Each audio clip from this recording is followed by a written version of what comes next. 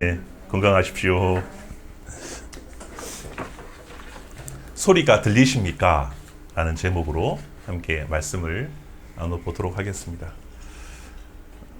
오래전 제가 중국에 있을 때 중국 칭다오에서 기차를 타고 5시간 서쪽으로 가면 태안이라는 지역이 있습니다. 태안에 뭐가 유명하냐면 태산이 있습니다. 태안에는 중국 5대 산 중에 가장 유명한 태산이 있는데요. 태산이 높다 하되 하늘 아래 메이로다 하는 그 산이 바로 태산입니다.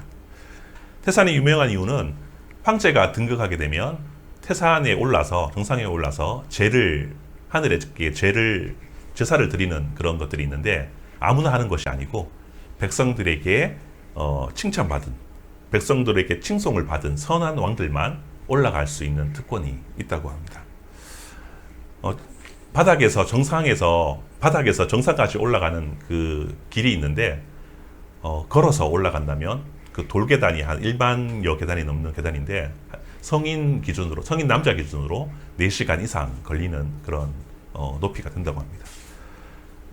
그렇게 높지 않은 산인데도 불구하고 많은 사람들이 올라가서 제를 드리기도 하고 여러 가지 산치를 경험하고 구경하기도 합니다. 제가 8년 동안 있으면서 13번이나 올랐는데요. 선교팀이 와서 같이 함께 올라간 경우도 많았지만 개인적으로도 많이 올라갔던 산 중에 하나입니다. 개인적으로 기도하러 올라갈 때가 많았고 중요한 결정을 할 때마다 한 번씩 올라가서 기도하고 내려왔던 그런 기억이 있습니다. 세속의 소리를 떨쳐내고 하나님의 소리를 집중하며 하나님의 음성을 들었던 곳이 바로 저에게는 태산이었다고 생각합니다. 저에게는 광야와 같은 그런 곳이기도 합니다. 그리고 이후에 기도의 응답이 일어나게 되고 다시 한번 회상을 하고 복귀를 하고 돌아보면서 그때가 그 소리가 하나님의 음성이었고 옳은 결정이었다라는 것을 여러 번 깨닫게 되었습니다. 여러분이 생각하고 있는 그 광야, 여러분이 자주 머무는 그런 남들이 알지 못하는 자신만이 공유하는 그런 광야는 어디에 있습니까? 홍수가 나면 오히려 식수를 구하기가 힘들다고 합니다. 세상적이고 세속적인 소리가 막 범람하고 시끄러울 때 오히려 하나님의 소리가 더 들리지 않기 때문입니다.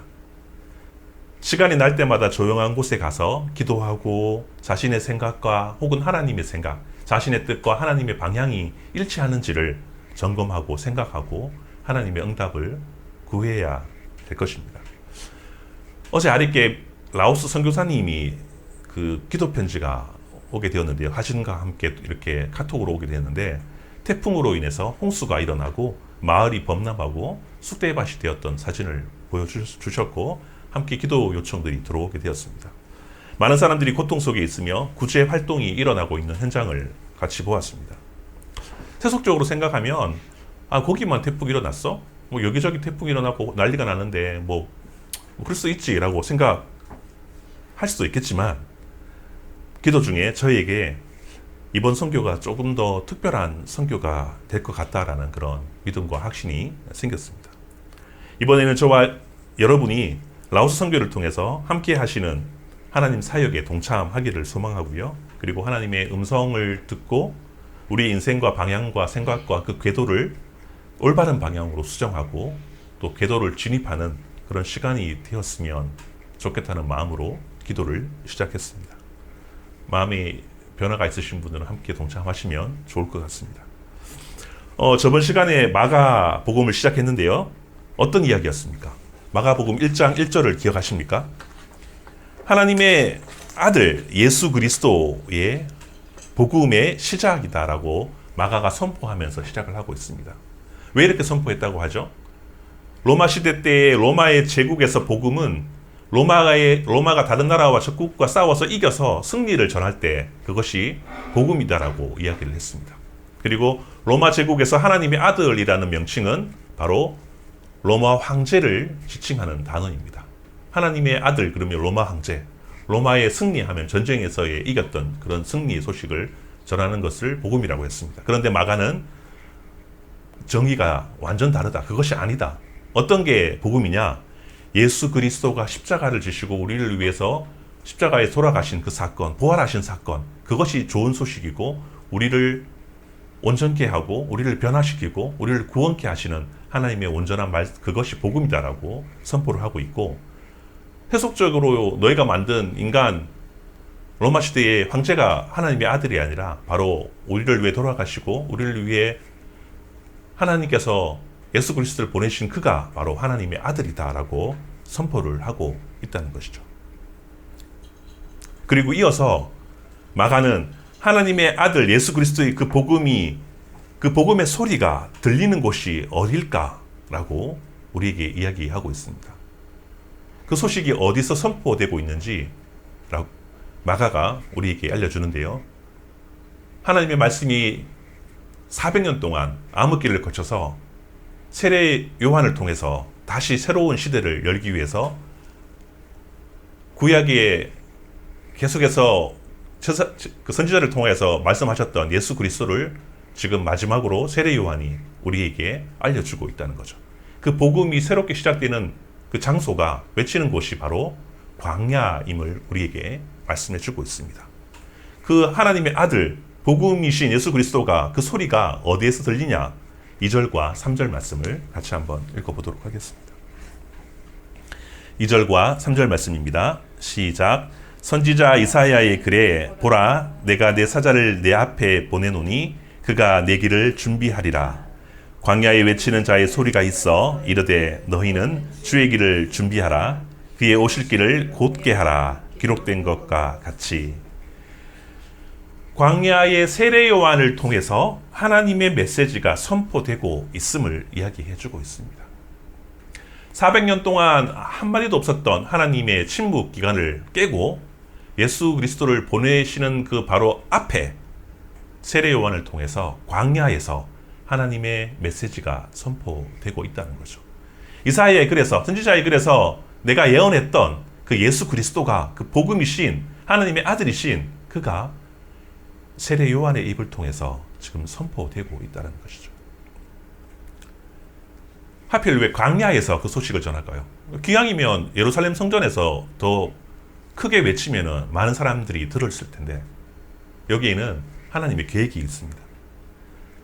광야에서 메시지가 들리는 이유는 뭐냐 하면 우리에게 익숙한 소음들, SNS들, 각종 골칫거리들이 세속의 소리로 번복되어서 우리의 귀와 생각을 마비시키는 곳이 바로 세속이기 때문입니다.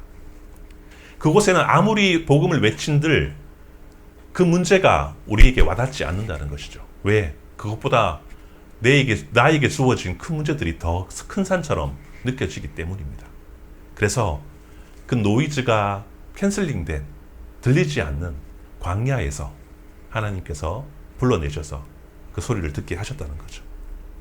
잡다한 소리가 제거된 곳에서 하나님의 소리를 들을 수 있기 때문에 예수님이 오시기 전에 세례 요한을 통해서 하나님의 메시지가 선포되고 있는데 그곳이 바로 광야라는 것입니다.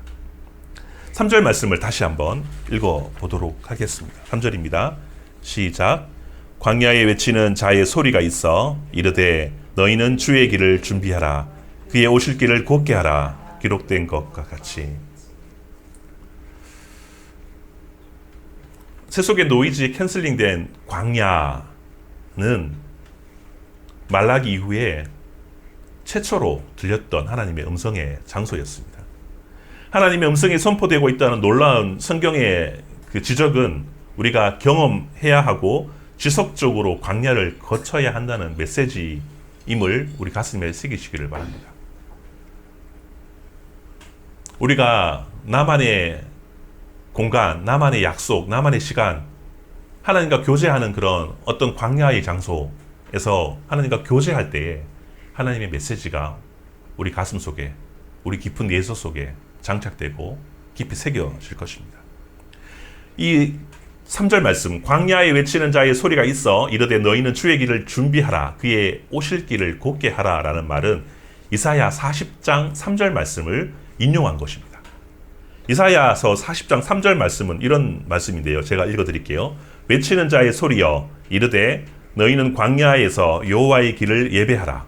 사막에서 우리 하나님의 대로를 평탄하게 하라. 라는 말씀을 하고 있습니다. 이것을 인용해서 세례 요한이 메시지를 듣고 선포하고 있다는 거죠.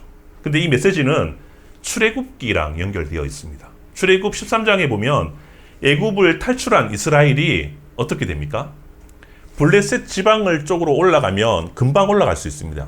한 두 주면 글로 올라가면 금방 가나안 땅에 도착합니다. 그런데 하나님께서 글로 올라가는 것을 막으시고 광야로 내몰게 하셨습니다. 아무것도 없는 광야입니다. 그 광야가 제가 직접 가보지는 못했지만 사진으로 보더라도 우리가 흔히 생각하는 그냥 아무 풀도 없고 아무것도 없고 그냥 햇빛만 내리쬐고 물도 보이지 않는 그곳이 바로 광야인 것이죠. 물도 음식도 그 어떤 것도 없는데 주님이 그쪽으로 이스라엘 백성 무려 200만 명을 몰아내버립니다. 죽게 하시기 위해서 그러셨을까요? 잘 알지 않습니까? 이유가 무엇입니까? 네가 노력해도 물도 구할 수 없고 네가 노력해도 음식도 구할 수 없는 그런 곳인데 네가 의지할 것은 하나님의 세미한 진실한 그 목소리, 메시지밖에 없다라는 것이죠. 그 목소리를 듣게 하시고 그 목소리, 하나님의 말씀을 듣게 하시고 그것을 실천하고 따르기 위해서 이 백성들을 광야로 내모신 것입니다. 생존할 수 없는 세상에서 생존할 수 있는 방법은 우리가 하나님의 메시지를 듣고 기억하고 새기고 그 말씀대로 살아가는 것밖에 없다는 것이죠. 하나님의 음성을 듣는 연습은 바로 광야의 장소입니다. 그래서 광야는 성경에서 광야라 그러면 마치 고유명사처럼 그렇게 우리가 새겨집니다. 들리곤 합니다. 왜냐하면 하나님이 말씀하시는 곳 이꼴 광야이기 때문입니다.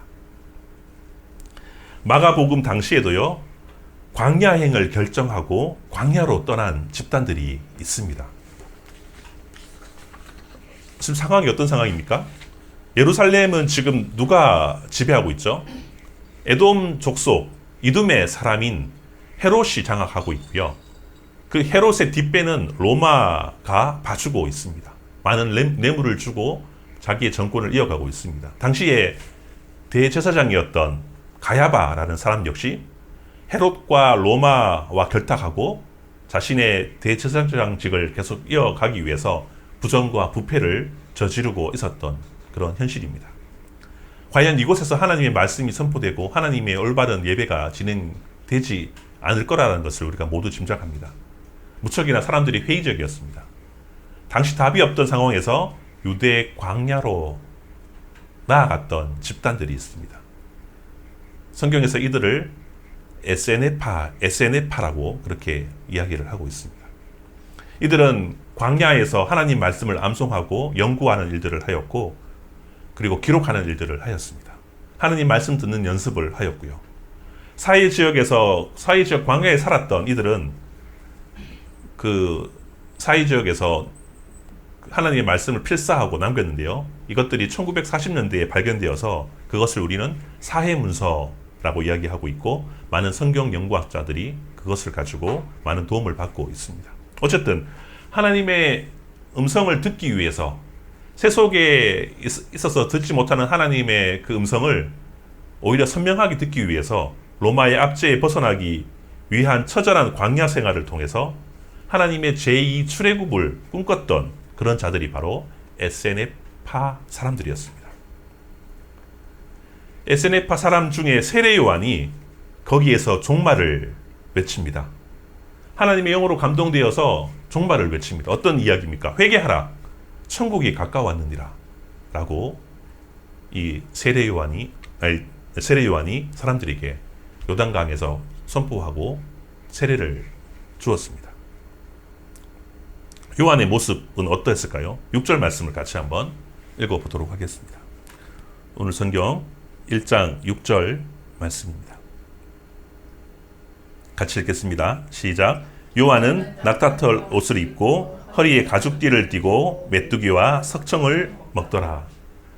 뭐 여러 가지 이야기들이 있지만 요한은 낙타털을 입고 허리에 가죽띠를 띠고 메뚜기와 석청을 먹었다라고 얘기하고 있습니다. 이런 모습은 사실 열왕기 하의 1장 8절에 보면 엘리야의 모습과 매우 유사합니다. 엘리야가 사역을 할 때 이런 모습을 가지고 사역을 했습니다. 엘리야의 모습이 세례 요한으로 지금 묘사되고 있습니다. 말라기 4장 5절 6절에 보면 엘리야와 같은 사역을 감당할 자가 올 것이다 라고 그렇게 예언하는데 그가 바로 세례 요한인 것이죠. 엘리야의 사역과 세례 요한의 사역은 공통점이 있습니다. 어떤 거냐면 돌이키는 사역입니다.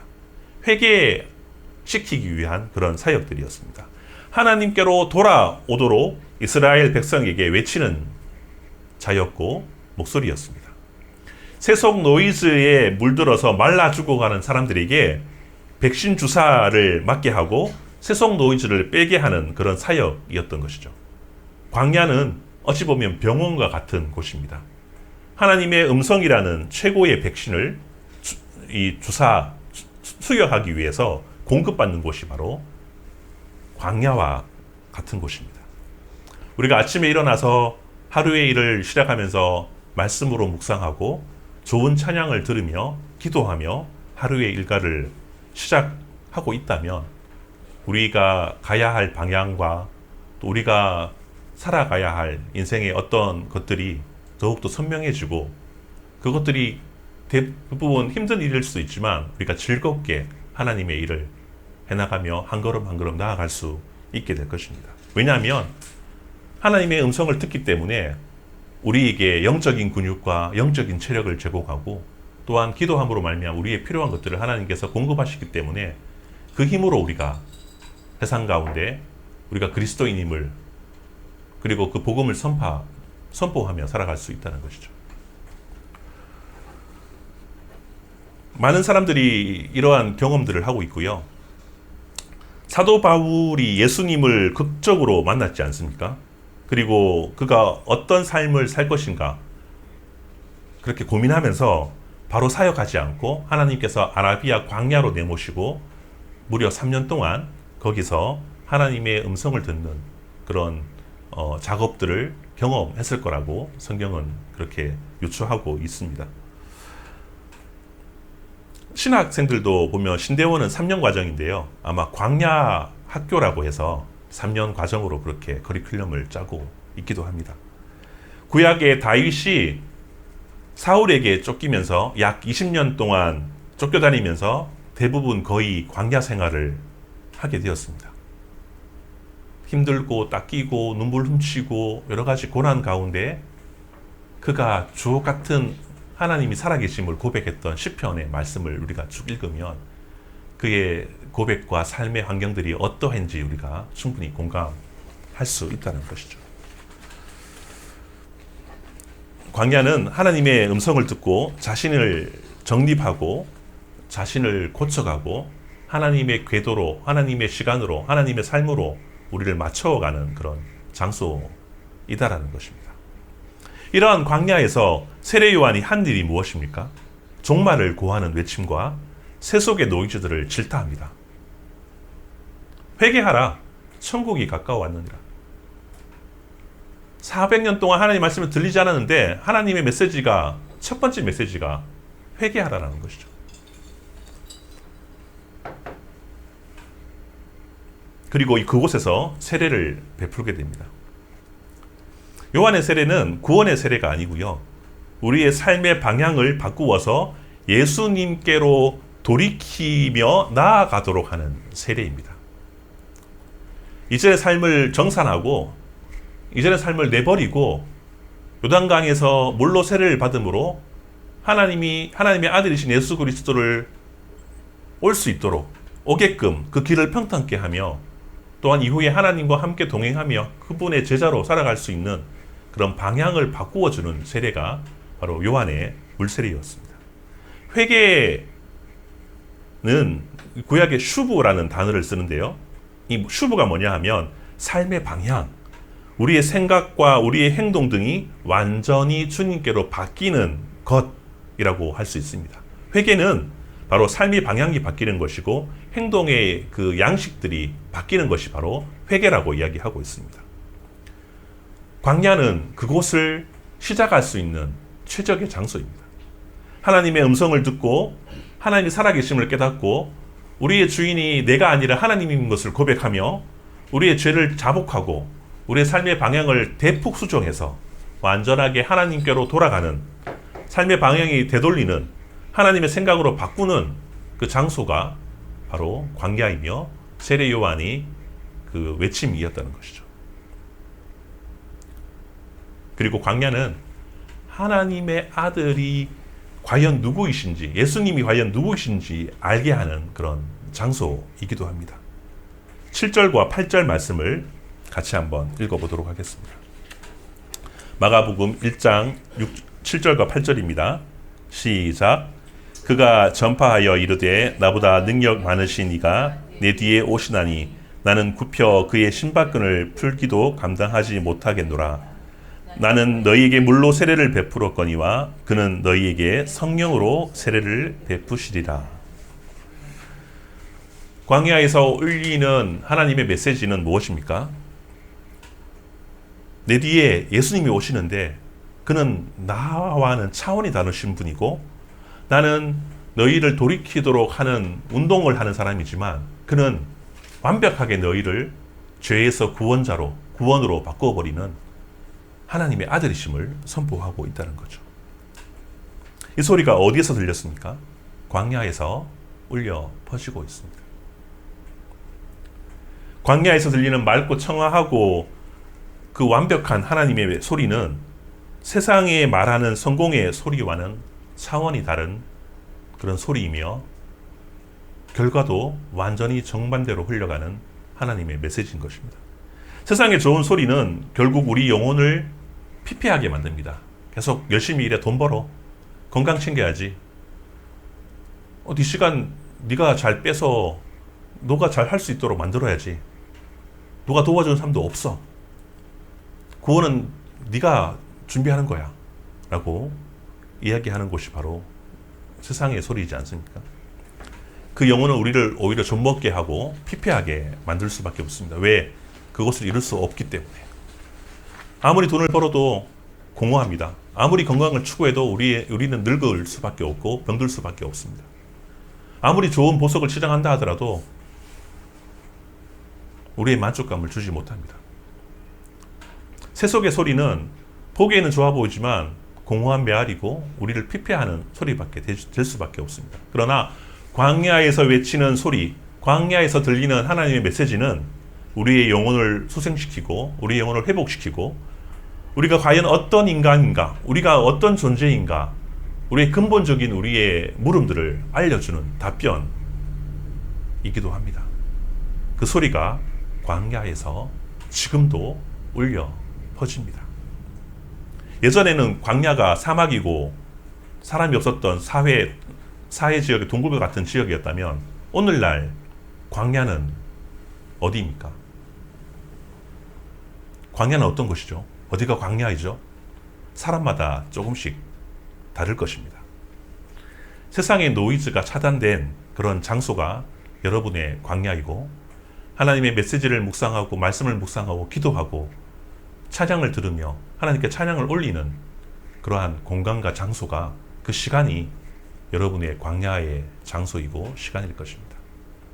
밤이 될 수 있고 아침이 될 수 있고 새벽이 될 수 있고 낮이 될 수 있고 또한 어떤 산이 될 수 있고 바다가 될 수 있습니다. 저에게는 태산과 같은 곳이 광야였고요. 그리고 매년 한국 나와서 10여 년간 어김없이 매년 동안 선교지에 가서 함께 선교사님과 선교를 돕고 경험했던 것이 저에게는 광야였습니다. 하나님의 마음을 깨닫고 선교사님들의 사역들을 통해서 그들의 마음을 알고 내가 어떻게 살아야 될지 다시 한번 정립하는 그런 시간과 장소가 광야 선교지였기 때문에 저는 광야가 선교지입니다. 그래서 이번 라오스 선교도 그러한 마음으로 준비하고 떠나려고 합니다. 여러분의 광야의 장소는 어디입니까? 어떤 시간대입니까? 수시로 광야로 들어가셔서 하나님을 만나고 나오는 시간들이 매일매일 더 많아지시기를 소망하고 축복합니다. 추석 기간에 오히려 세상의 노이즈들이 더 많이 들리겠지만 연휴 중에도 오히려 시간을 떼어서 하나님과 깊이 교제하는, 광야에서 하나님과 깊이 만나는 그런 시간들이 더 풍성해지기를 간절히 소망하며, 그런 은혜들이 우리 가운데, 우리 가족 가운데, 우리 공동체 가운데 넘쳐나기를 원하고, 또 이 모임 가운데 그런 광야에서 함께 담소를 나누고 은혜를 나누는 그런 시간들이 많아지기를 소망하며, 이곳을 통하여서 많은 영혼들이 회복되는 그런 아름다운 축복의 장소가 되기를 기대합니다. 여러분 되기를 소망합니다. 기도하겠습니다.